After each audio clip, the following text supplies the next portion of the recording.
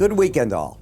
Ira Epstein with your metals market wrap-up, and this is your weekend edition for Friday, the 13th of December, 2019, and we're just after 12:40 p.m. Central Time. So you'll say, why am I doing this at 12:40? I do them normally at the end of the day. And the reason is these will be approximately the settlement prices. Gold could rally $30 from here or break 30. These are still going to be the settlement prices because that's when they come in.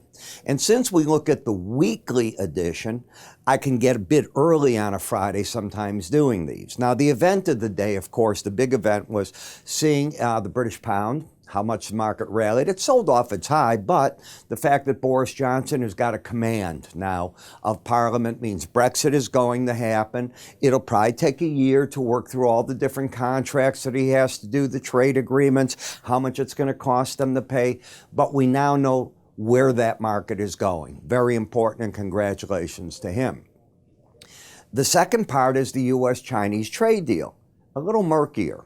We know there's a deal. Robert Lighthizer has said it. The Chinese vice premier has said it. I've seen press conferences by both parties. So now I'm convinced there is a deal. What they have not told us is the details of the deal.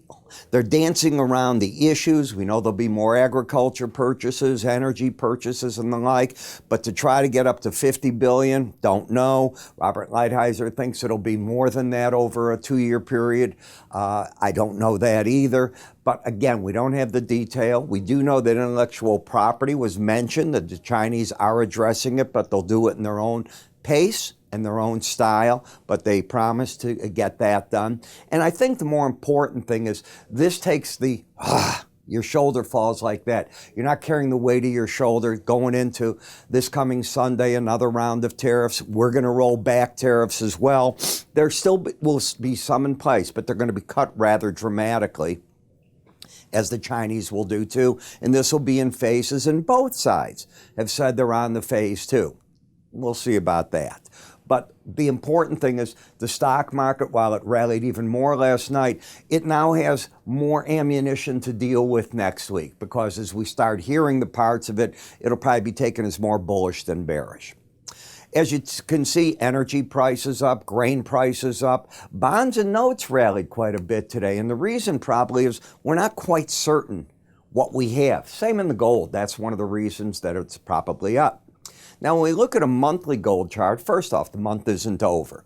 But as it is right now, because the settlement for today is already in, you still have the pattern of lower highs, lower lows all over.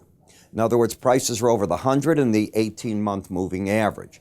Now, I'll be looking, because if it stays like this, you're going to get a bullish monthly crossover soon. It's where the 18-month moving average of closes gets over the 100, and that's due to happen by month's end. You'd have to really break gold for it not to occur. Just the way the math goes, you're dropping numbers here, adding numbers there, it's going to force it up. The other thing, the market is flattening out, as you can see on a weekly chart of just closes, where the market for the week now is up $15. It's gotten away from this $14.59 level and starting to spring higher. Where's the resistance? I would think it's in the $14.90 level, where the 18-week moving average of closes are. When we come to this chart, I don't know why I left that cursor there, but I did. I hope it doesn't bother you too much. But you've got the market right here where it's trying to move itself up. We'll see if it can do anything with that. In the weekly chart, you have a nice pattern. You have higher lows, higher highs. That's bullish. The market is also over, or is it? Not yet. It's just under the 18-week average. Now, this is important because you see that 1491.90 level. That's your first real resistance point, and you're away from it right now on the weekly chart, about $15, $14, right in that area. As you look at the Bollinger Band, you had gotten down, challenged it, and turned away. So here's how I'd look at it so far. The swing line, which defines trend, is up. Bias, which is a filter on that, is down. The two nullify each other. You get the full go system, if you will, if prices were to get up and over 1491.90. What about getting a full go to the downside? Can't happen.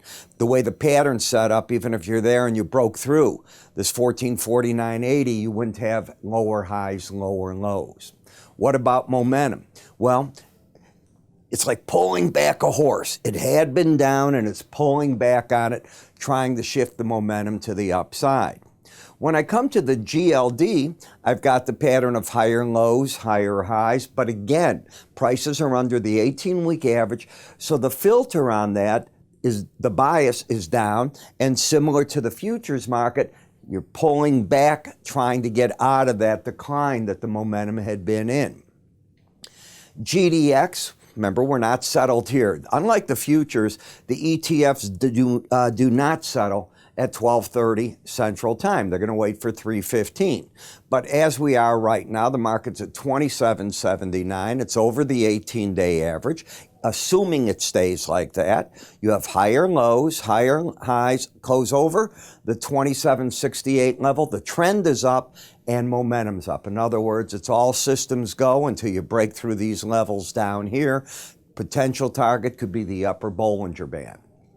Gold-silver ratio pulling back. In other words, silver is gained a little bit. If you go to last week, the market finished off at a differential of 88.53.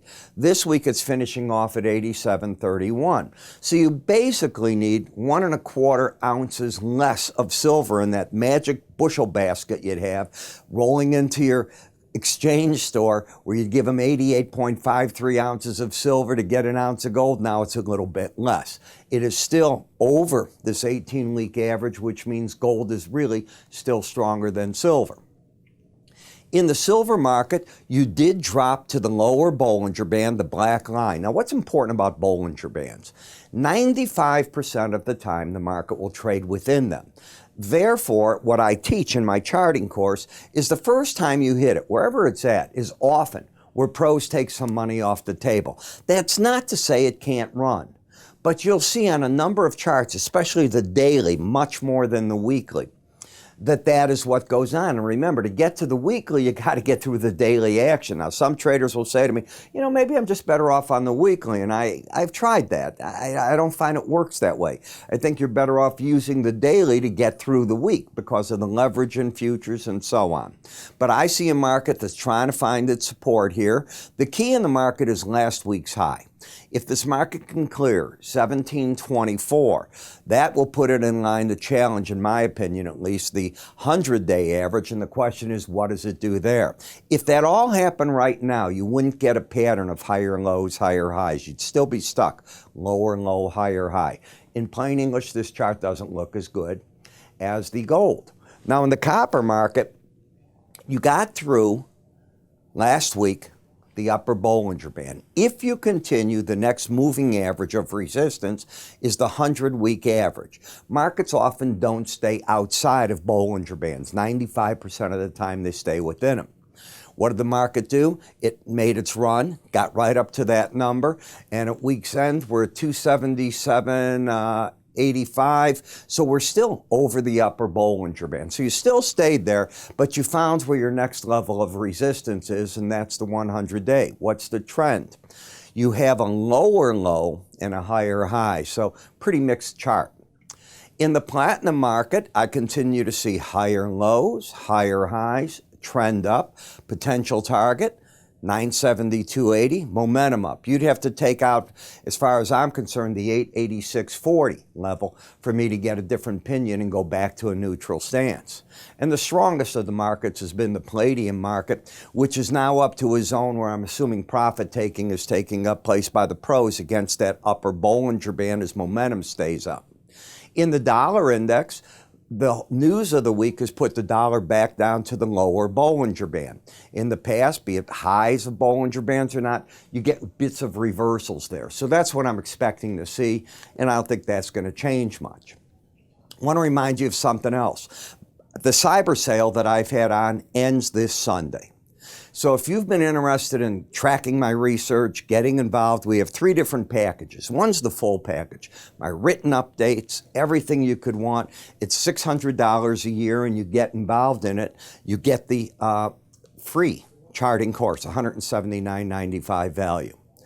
I then have just commentary, no trade recommendations, no morning subscriber video, or the subscriber video, which starts at $156 a year for the 1 year at a time, and you still get this value. You decide if you want any, but I promise you it's over Sunday night. So how do you do it? You can call my staff right now. They're in the office, and I'm still here on Friday. They won't be here on Saturday or Sunday, and come Monday, it's too late. We won't honor it. If you go to our website, you can do this all online. Just go to the website, under the word research, it explains everything you need. And if you go under education, it tells you all about the course. In the meantime, you have yourselves a great weekend. Whew, it's been one wild one here for trading. I'm Ira Epstein, and I will see you all come Monday.